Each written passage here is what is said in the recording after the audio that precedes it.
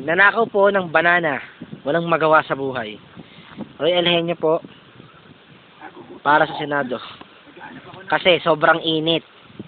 Tignan mo, tignan mo lalakar namin. Yan o. Galing kami dun sa beach. Dexter, ganap din ng pano. Yun, nakaputol na si Roy. Ginamit ang utak. Yun.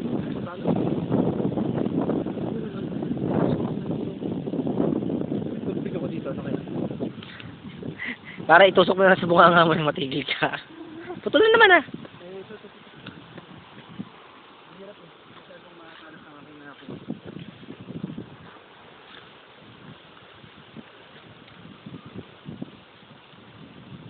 Ay, di naman mamalamula pamaya sa abay.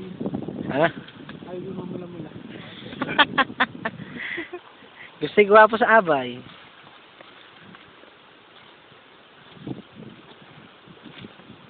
Pare, anong gamit niyan?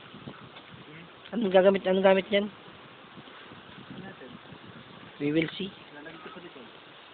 Pare, sa mo, lapit na ng dagat to. Nagkaka-high tide. Ayun nga, lapit na. Biglang tumaasa na. Look. Payong.